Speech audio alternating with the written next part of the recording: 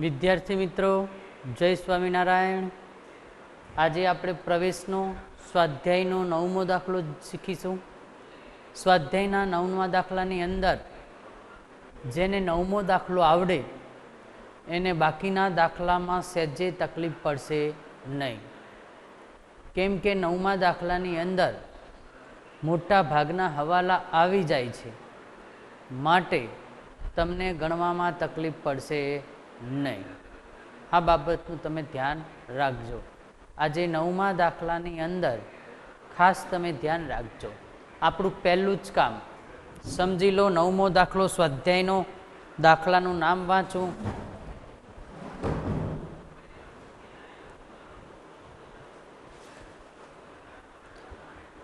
સ્વાધ્યાયનો 9મો, આસ્થા આહના એક પેટીના ભાગીદાર છે એવનું સરવૈયું આપેલું છે અને તે સોનુને પ્રવેશ આપે છે. હવે પહેલું કામ આપણું શું છે? તો કે બંને બાકી લખવાની. કોની કોની બાકી? તો કે રોકડ ખાતાની અને મૂડી ખાતાની. તો મૂડી ખાતાની બાકી લખો. બાકી આગળ લાવ્યા 76,000.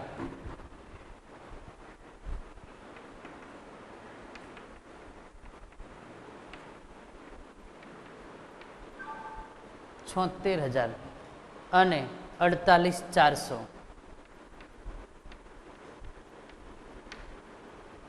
ત્યારબાદ રોકડ ખાતાની બાકી લખો. રોકડ ખાતાની બાકી ₹16,000. બાકી આગળ લાવ્યા.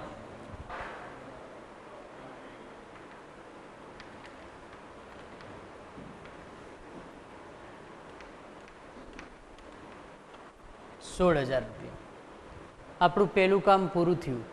હવે નીચે જુઓ તો સોનું મૂડી તરીકે ₹80,000 લાવે છે. પૈસા આવે તો ઉધાર. રોકડ ખાતાની ઉધાર બાજુ સોનુના મૂડી ખાતે એક એન્ટ્રી આપણે અહીં આપી હતી હવાલાની, અને બીજી એન્ટ્રી અહીં લખો રોકડ ખાતે.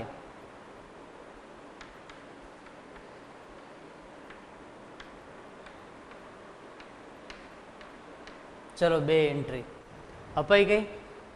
ત્રીજી એન્ટ્રી ફરજિયાત આ જ આવે છે. ચોથી દેખો, તેના પાઘડી ₹7200 રોકડમાં લાવશે. બરોબર, રોકડમાં પાઘડી લાવે એટલે આપણે એની 2 જગ્યાએ એન્ટ્રી આપીએ. યાદ કરો, દાખલો બહુ જ મહત્વનો હોય, ધ્યાન રાખજો. પહેલાં ત્યાગનું પ્રમાણ શોધી લઈએ. તો ત્યાગનું પ્રમાણ શોધતા પહેલાં અહીં ધ્યાન રાખજો.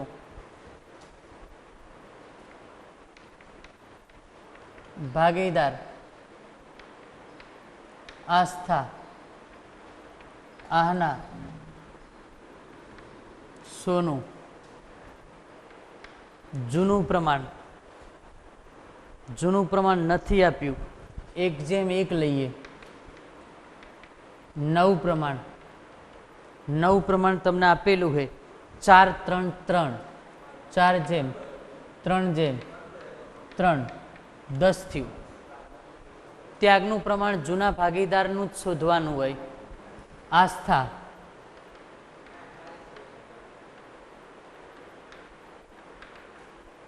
જૂનું -9.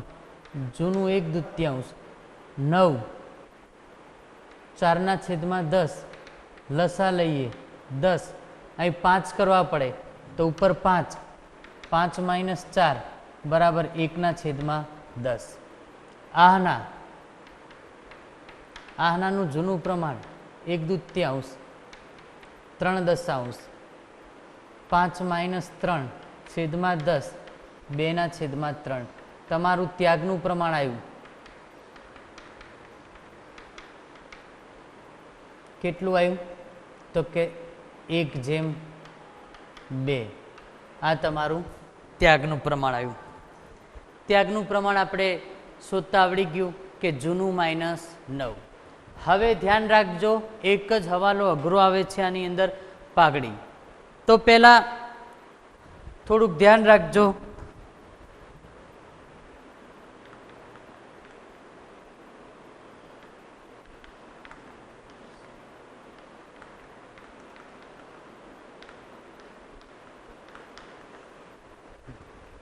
ચલો હવે એના ભાગની પાઘડી આપેલી છે. જુઓ, પાઘડી 7200 રૂપિયા રોકડા લાવે છે, બીજામાં 9 પ્રમાણ આપે. મેં બીજો હવાલો લખ્યો અને ત્રીજો હવાલો દેખો, પાઘડી કુલ 40,000 રૂપિયા. અહીં ધ્યાન રાખજો, ડાયરેક્ટ એન્ટ્રી આપતા શીખવાડું તમને આજે હું. કુલ પાઘડી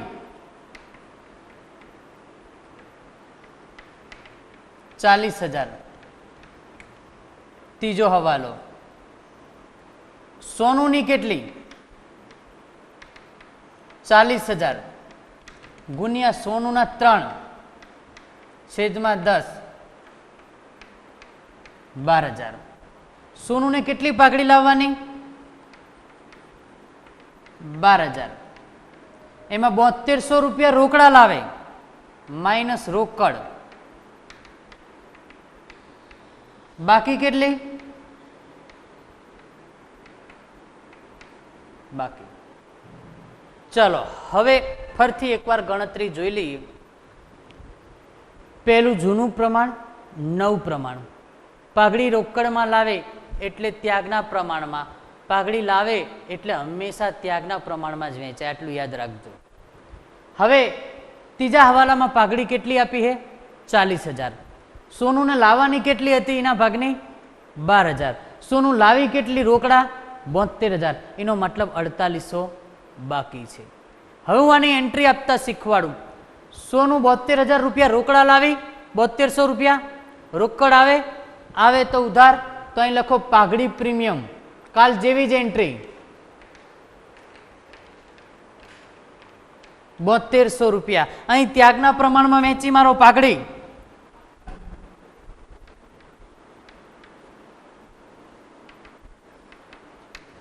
ત્યાગના પ્રમાણમાં, ત્યાગનું પ્રમાણ તમારું 1:2, તો 1:2 ના પ્રમાણમાં તમે વેચો એટલે 2400 અને 4800.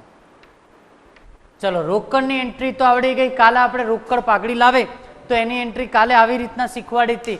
સમજો આ દાખલો આવડ્યો એટલે આખું ચેપ્ટર આવડ્યું એમ સમજી લેજો, કેમ કે પાઘડીનો હવાલો આમાં એકમાં જ અઘરો છે. પહેલો કોન્સેપ્ટ તમારો હું ક્લિયર કરી દઉં કે પાઘડી રોકડમાં લાવે એટલે એક એન્ટ્રી અહીં આપવાની, એક એન્ટ્રી અહીં આપવાની. આપણે રોકડની કરી દીધી. હવે બાકી કઈ રહી? 4800. તો 4800 ની એન્ટ્રી ડાયરેક્ટ આપતા શીખવાડું. ધ્યાન રાખજો, અહીં કણ એની નીચે નીચે સોનુના મૂડી ખાતે શું લખવાનું? કયા પ્રમાણમાં? તો કે 1:2. 1:2 ના પ્રમાણમાં વેચીશું તો એ પાઘડી તમારી કેટલી આવશે ખબર હે? 1600 અને 3200. તો અહીં 1600 લખો, અહીં 3200 લખો. ચલો એક એન્ટ્રી હવાલાની અપાઈ ગઈ, કેમ કે 4800 બાકી હે લાવવાના, એટલે એક એન્ટ્રી અપાઈ ગઈ. તો બીજી એન્ટ્રી આ બાજુ 1600 અને 3200 અહીં લખવાનું આસ્થાના મૂડી ખાતે. 1600 રૂપિયા કોના મૂડી ખાતે? આસ્થાના, આહનાના મૂડી ખાતે. જ્યારે પાઘડી રોકડમાં ન લાવે ત્યારે આવી રીતના એન્ટ્રી આપવાની, પાઘડી રોકડમાં ના લાવે ત્યારે આવી રીતના એન્ટ્રી આપવાની. યાદ રાખજો, આ દાખલાની અંદર અડધી પાઘડી રોકડમાં છે, અડધી પાઘડી રોકડમાં છે તો રોકડની મેં એન્ટ્રી આપી દીધી. પાઘડી પ્રીમિયમ ખાતે 7200 રૂપિયા અને અહીં ત્યાગના પ્રમાણમાં વેચી મારી, એટલે મારી રોકડની એન્ટ્રી કમ્પ્લીટ થઈ ગઈ. આગળનો દાખલો આપણે શીખી ગયા એની અંદર તમને એવું આપવામાં આવ્યું હતું ખાલી પાઘડી રોકડમાં લાવે છે, પણ આની અંદર સોનુની પાઘડી કેટલી થાય છે? 12,000. સોનું લાવે કેટલા? 7200. તો એનો મતલબ કે 4800 બાકી છે, બરોબર ને?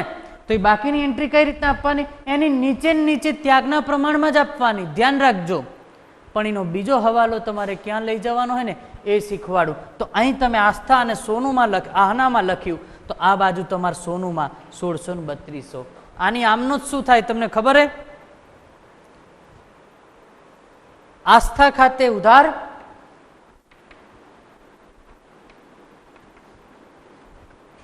आहना खाते उधार ते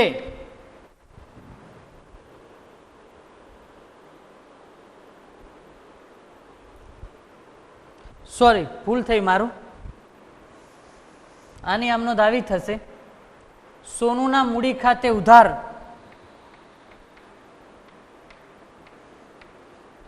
ते आस्था अने ते आहना अहीं 4800 अहीं अगर तमारे थशे 1600 अने 3200 खतवणी करवानी सोनूना मूडी खाता उधार बाजू 4800 थवा जोईए तो सोनूना मूडी खातानी उधार बाजू 1600 ने 3200 4800 थई गया। चलो आस्था ने जमा बाजू केटला मळवा जोईए 1600 तो 1600 थई गया। आहना ने जमा बाजू 3200 तो 3200 आमनो मैं काल तमने शीखवाड़ी थी आना उपरथी याद करो सोनूना मूडी खाते उधार ते आस्था खाते आहना खाते। चलो कम्प्लीट। हवे चौथो हवालो कामदार अकस्मात वळतरनो दावो 3200 मंजूर थयो है। अहीं ध्यान राखजो कामदार अकस्मात वळतर तमने मूडी देवा बाजू आप्युं है तो लखी नाखो मूडी देवा बाजू।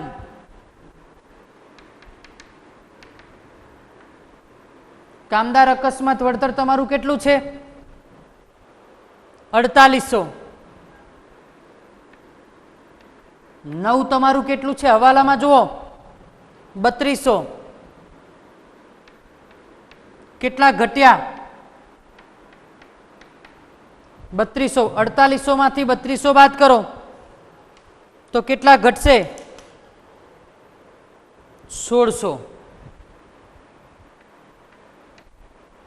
माइनस आयु माइनस आवे तो आपणे पुनः मूल्यांकन खाता में लई जता था याद करो सॉरी आ बाजू माइनस आवे तो कई बाजू आवे जमा बाजू पण याद करो कि मूडीनी नीचे 7 बाकीओ आपे तो हमेशा भागीदार ने वेचाय। आ मैं तमने कीधेलुं तो कारीगर अकस्मात वळतर में घटाडो थयो 1600 रुपया जेटलो घटाडो थयो होय एटलुं वेचवानुं। जो आपणने हवालो ना आप्यो होत तो आपणे कारीगर अकस्मात वळतर केटलुं वेचेत 4800 वेचेत। केटलुं वेचेत 4800 कारीगर अकस्मात वळतर जूना प्रमाण में 800 800 सरखे हिस्से है जूनू प्रमाण। त्यारबाद रोकाणो 19,200 आहना लई जाए आहना ना लई जती होत तो हूँ अहीं लखत ध्यान राखो रोकाण 20,000 नवी किंमत 19,200 घटाड़ो 800 आવું થાત પણ आहना लई जाए छे तो एने आपणे आहना लेनार खाते उधार थाय तो लई जाए एटले पाका सरवैयामां लखाय नहीं पण रोकाणो क्यां लखाशे तो रोकाणो आहना लई जाए एटले लेनार खाते उधार बाजू लेनार खातानी उधार बाजू रोकाणो खाते आहना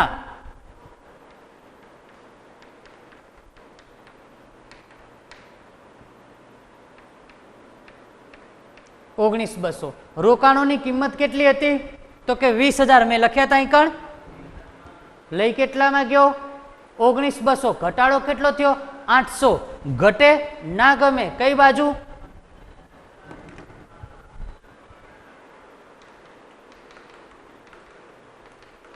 रोकाणो नवा पेला रोकाण वधघट भंडोळ आप्युं जुओ तमने हवालामां तमारू रोकाण वधघट भंडोळ 1600 रुपया है छे जुओ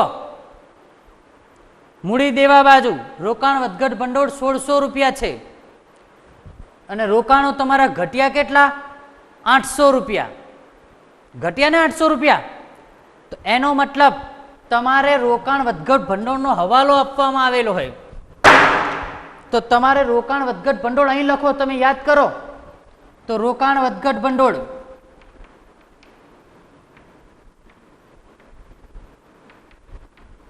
7 બાકીઓમાં આવે તો અહીં કણ તમારે લખવાનું હંમેશા પહેલા લખવાનું જૂનું 1600, નવું 800 આવ્યું, કેટલા બચ્યા 800, તો 800 ને સરખે હિસ્સે વેચી મારો 400 400.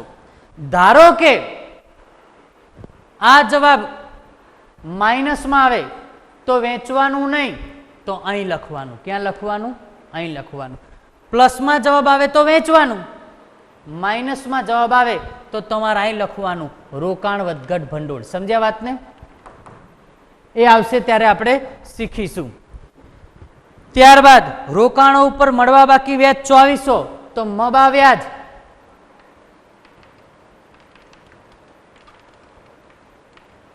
મિલકત કહેવાય, ગમે જમા બાજુ,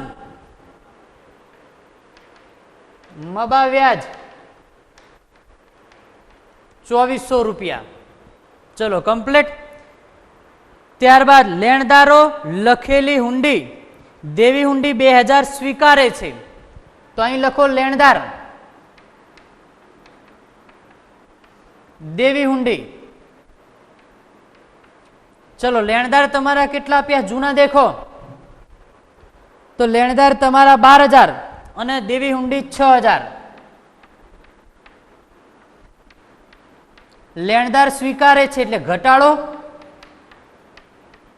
12ના કોલમમાં 10000, દેવી હુંડીમાં વધારો,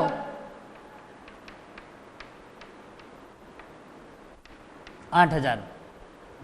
આપણી જે હુંડી હતી એ 2000 લેણદારો સ્વીકારે છે એટલે લેણદારમાંથી આપણે શું કર્યું? બાદ કર્યું. પણ આપણી દેવી હુંડીમાં શું થશે? વધારો થશે. હવે એક વસ્તુ ધ્યાન રાખો, હવાલાની એક એક એન્ટ્રી અપાઈ ગઈ બંનેની, એક લેણદારની અપાઈ ગઈ, એક દેવી હુંડીની અપાઈ ગઈ. તો લેણદારમાં માઇનસ થયું, માઇનસ થાય તો કઈ બાજુ આવે? દેવ માઇનસ થાય. ઘટે ગમે તો કઈ બાજુ આવે? જમા બાજુ આવે. અને નીચે દેવી હુંડીમાં દેવ પ્લસ થયું હોય એટલે વધારો થયો હોય તો વધારો થાય તો ગમે નહીં, તો એ કઈ બાજુ આવે?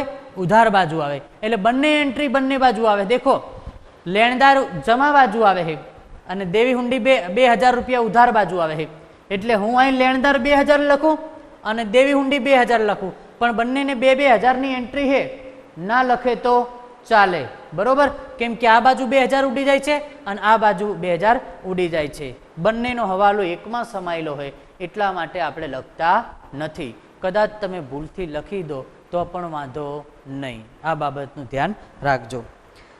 ત્યારબાદ જમીન મકાનની ચોપડે કિંમત બજાર કિંમત કરતા 20% ઓછી છે, તો તમારું જમીન મકાન કેટલું આપ્યું જુઓ? 40000.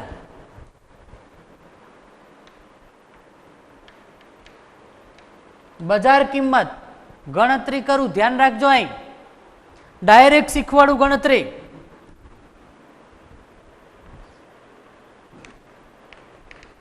$40,000 છે ગુણ્યા 100. હંમેશા યાદ રાખો, કોઈ પણ વસ્તુની બજાર કિંમત કે એટલે મૂળ કિંમત ગુણ્યા 100 કરી દેવાના. યાદ રાખો શું કરવાનું? કોઈ પણ વસ્તુની બજાર કિંમત કે કોઈ પણ મિલકતની બજાર કિંમત કે તો હંમેશા મૂળ કિંમત ગુણ્યા 100. તો મારી મૂળ કિંમત 40,000 રૂપિયા છે, મેં ગુણ્યા 100 કર્યા. હવે હવાલો વાંચો. જમીન મકાનની ચોપડે કિંમત બજાર કિંમત કરતા 20% ઓછી છે, તો જે 100 લખ્યા ને તમે, ઓછી કે તો માઇનસ કરવાના 20. વધુ કીધું હોત તો હું પ્લસ કરત 120. કેટલા કરત? 120 કરત. આવી ફોર્મેટ થાય કે 80 એ 40,000 તો 100 એ કેટલા. પણ મેં અહીં તમને શોર્ટકટમાં એકદમ શીખવાડી દીધું. માટે તમારી જમીન મકાનની કિંમત કેટલી આવશે? 50,000. એટલે તમારા 12ના કોલમમાં કેટલા લખવાના? 50,000. તો શું થયું? વધારો. કેટલાનો વધારો થયો? 10,000 નો. તો જમીન પ્લસ થઈ, પ્લસ થાય, પુનઃ મૂલ્યાંકન ખાતાની કઈ બાજુ આવે? તો કે જમા બાજુ.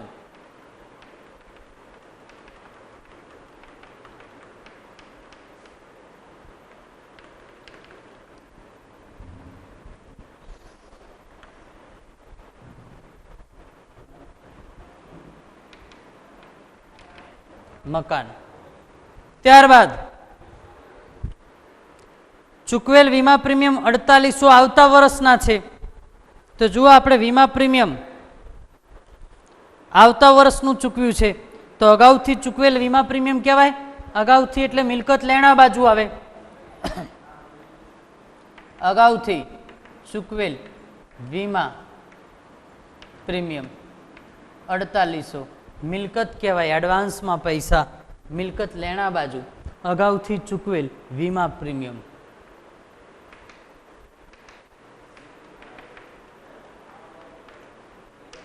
ચલો કમ્પ્લીટ. તમારા હવાલા અહીં શું થયા? પૂરા થઈ ગયા. હવે આપણે જે એન્ટ્રી બાકી રહી ગઈ હોય એને આપવાનો પ્રયત્ન કરીએ. પહેલું મૂડી દેવા બાજુ જોઈએ. પહેલું મૂડી છે. ચલો આપી દીધી એન્ટ્રી. કારીગર અકસ્માત વળતર અપાઈ ગઈ એન્ટ્રી. રોકાણ વધઘટ ભંડોળ અપાઈ ગઈ એન્ટ્રી. જોવાર્યું છે. ત્યારબાદ પ્રોવિડન્ટ ફંડ નથી આપી, લખો. પ્રોવિડન્ટ ફંડ તમારો પ્રોવિડન્ટ ફંડ છે 8000 રૂપિયા. પ્રોવિડન્ટ ફંડ તમારો 8000. ત્યારબાદ ગાલખાત અનામત એમનેમ લખો. ગાલખાત અનામત તમને 8000 રૂપિયા.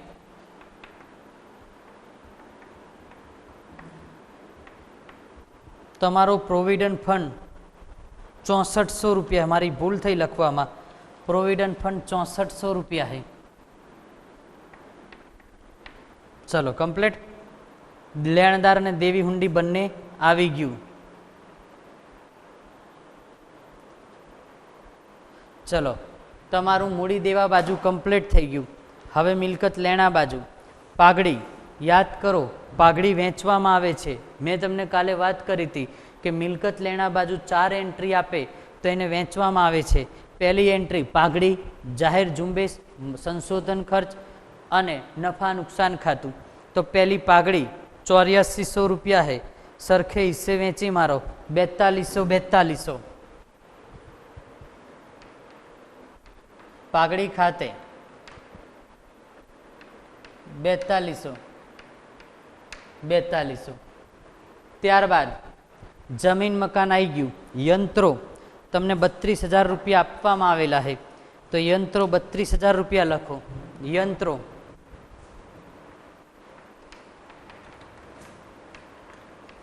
₹32,000. ત્યારબાદ રોકાણો આવી ગયું. દેવાદાર તમને 25,200 આપ્યા છે એમનેમ લખી દો. દેવાદાર 25,200. ત્યારબાદ સ્ટોક તમને આપવામાં આવેલો છે 14,400 એમનેમ લખી દો.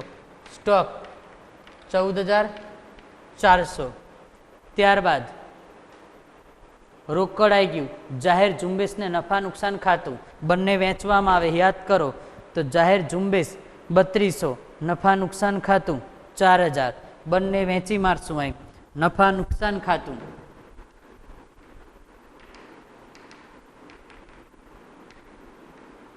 જાહેર ઝુંબેશ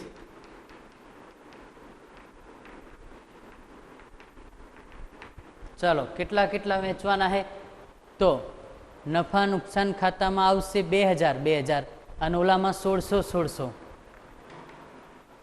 2000 1600. ચલો અહીં તમારી બધી જ એન્ટ્રીઓ અપાઈ ગઈ. ફરીથી એકવાર હવાલા રિપીટ મારું, થોડુંક ધ્યાન રાખજો. પછી જ્યાં તમને ના સમજાય ત્યાં આપણે ચર્ચા કરીશું. સૌથી પહેલાં મારું કામ બાકી આગળ લાવ્યા. ત્યારબાદ મારું બીજું કામ રોકડ ખાતાની બાકી આગળ લાવ્યા. મારું ત્રીજું સ્ટેપ રહેશે કે ભાગીદાર રોકડા પૈસા લાવે એટલે રોકડ ખાતાની ઉધાર બાજુ સોનું અને મૂડી ખાતાની જમા બાજુ સોનું. બરોબર. ત્યારબાદ સોનું પાઘડી પેટે 7200 રૂપિયા રોકડા લાવે છે તો એક એન્ટ્રી 7200ની મેં અહીં આપી દીધી. બીજી એન્ટ્રી મેં 7200ની અહીં ત્યાગના પ્રમાણમાં આપી દીધી. ત્રીજો હવાલો એવું કીધું કે પાઘડી 40,000 છે. ધ્યાન રાખજો. અહીં મેં પાઘડી 40,000 લખી, એમાંથી સોનુના ભાગની 12,000 આવી, બરોબર. એમાંથી સોનું 12,000માંથી 7200 રૂપિયા રોકડા લાયા કે જેની આપણે એન્ટ્રી આપી દીધી. બાકી કેટલી રહી? 4800 રૂપિયા. તો એને પાઘડીની નીચે જ મેં વેચી માર્યા. 1600 અને 3200 નામ કોનું આપ્યું? સોનુનું આપ્યું, કેમ કે બાકી છે. તો આ બંને એન્ટ્રી બીજી કઈ બાજુ આપી? આસ્થા અને આહનાના મૂડી ખાતે 1600 અને 3200. આ મારો ત્રીજો હવાલો. ચોથો હવાલો કામદાર અકસ્માત વળતર. કામદાર અકસ્માત વળતર 4800 है, બારના કોલમમાં 3200. કેટલાનો ઘટાડો થયો? 1600નો. તો યાદ કરો કામદાર અકસ્માત વળતર વેચાય છે ભાગીદારને, તો મેં અહીં પણ કામદાર અકસ્માત બંનેને સરખે હિસ્સે વેચી દીધું. ત્યારબાદ મારો ત્રીજો હવાલો છે રોકાણો. રોકાણો આહના લઈ જાય છે માટે લેનાર ખાતે ઉધાર 19,200. તમે જુઓ રોકાણોની કિંમત હતી 20,000, એમાંથી 19,200 બાદ કરો, તમારી પાસે કેટલા બચ્યા? 800 રૂપિયા. 800 રૂપિયા ઘટ્યા એટલે સામે રોકાણ વધઘટ ભંડોળ આપ્યું હોય. રોકાણ વધઘટ ભંડોળ ના આપ્યું હોત તો હું અહીં લખત રોકાણો 800 રૂપિયા, પણ રોકાણ વધઘટ ભંડોળ આપેલું છે એટલે ફરજિયાત તમારે 800 રૂપિયા એમાંથી બાદ કરવા પડે. તો મેં આ બાજુ લખ્યું રોકાણ વધઘટ ભંડોળ 1600 મારી જૂની કિંમત હતી, એમાંથી રોકાણોની કિંમત ઘટી 800 રૂપિયા, એટલે બારના કોલમમાં 800, બંનેને કેટલા વેચ્યા? 400. ત્યારબાદ રોકાણોનું વ્યાજ મળવા બાકી, એક એન્ટ્રી મળવા બાકી વ્યાજ અહીં આવે, અને યાદ રાખજો બીજી એન્ટ્રી ફરજિયાત મળવા બાકી અહીં આવે. લેણદાર અને દેવી હુંડી. લેણદારમાંથી માઇનસ થયા, લેણદારોએ સ્વીકારી એટલે માઇનસ થયા, અને દેવી હુંડીમાં વધારો થયો એટલે પ્લસ થયા. એકમાં માઇનસ થયા, એકમાં પ્લસ થયા, એટલે એકમાં દેવું ઘટ્યું એને એકમાં વધ્યું. ઘટે તો આ બાજુ, વધે તો ઓલી બાજુ, પણ બંને એન્ટ્રી સરખી હતી એટલે મેં એન્ટ્રી આપી નહીં. ત્યારબાદ જમીનની મકાનની ચોપડી કિંમત તેની બજાર કિંમત. શબ્દ યાદ રાખજો, બજાર કિંમત કે ત્યારે હંમેશા મૂળ કિંમત ગુણ્યા 100 કરવાના, ઓછી કે તો 100માંથી બાદ કરવાના, વધુ કે તો 100માં પ્લસ કરીને અહીં કેટલા લખત? 120 લખત. કેટલા લખત? 120. મારી બજાર કિંમત કેટલી આવી? 50,000, એટલે મેં મારી બજાર કિંમત 50,000 લખી. 40માંથી 50 થાય, મને વેચવા જ્યો કેટલા મળ્યા? 10,000. 10,000નો ફાયદો થયો. ફાયદો થાય તો જમા બાજુ. ત્યારબાદ ચૂકવેલું વીમા પ્રીમિયમ આવતા વર્ષનું છે. અગાઉથી ચૂકવેલ વીમા પ્રીમિયમ 4800 રૂપિયા, અને બીજી એન્ટ્રી એ આપણી મિલકત કહેવાય. એડવાન્સમાં પૈસા આપ્યા છે એટલે એને જમા બાજુ. તમે પુનઃ મૂલ્યાંકન ખાતાનો નમૂનો જોશો તો મળવા બાકી અને અગાઉથી ચૂકવેલ આ બાજુ આવે, ચૂકવવા બાકી અને અગાઉથી મળેલ હંમેશા કઈ બાજુ આવે?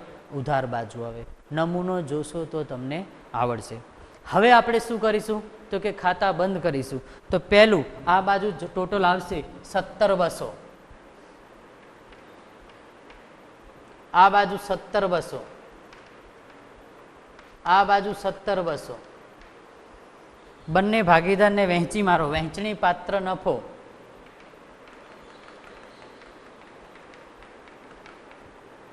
આસ્થા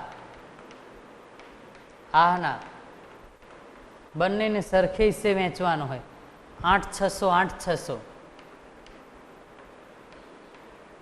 આ બાજુ વહેંચણી પાત્ર નફો 8,600 8,600. ટોટલ મારી હંમેશા આ બાજુ વધાર હોય 89,800 66,200 અને 80,000. ચલો કમ્પ્લીટ. એમાંથી હવે આ બધા જ બાદ કરીએ. પહેલા લખો 89,800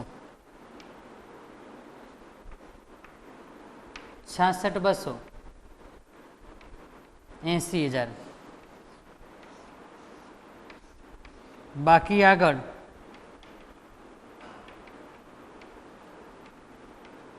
લઈ ગયા 82,000. બાદ કરો, આટલામાંથી આટલા બાદ કરો. 82,000 39,200 અને 75,200. આ બાકી હંમેશા અહીં જાય. મૂડી આસ્થા આહના સોનું મૂડી આવશે 82,000. ત્યારબાદ 39,200. ત્યારબાદ 75,200. આનું ટોટલ થશે 1,96,400.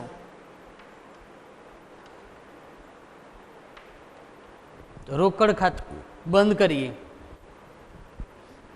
1,32,000. 1,32,000. 1,32,000. બાકી આગળ લઈ ગયા. રોકડ 1,32,000. બંને બાજુ પાકા સરવાઈને ટોટલ 2,32,000.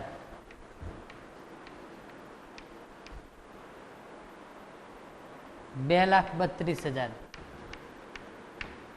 ચલો, અહીં તમારો દાખલો શું થયો? સ્વાધ્યાયનો 9મો પૂરો થયો. આસ્થા, આના અને સોનું. એક વસ્તુ યાદ રાખજો, આ દાખલો 2 વાર ગણજો, જેથી કરી તમારે આગળના દાખલા ક્યારેય ખોટા પડશે નહીં.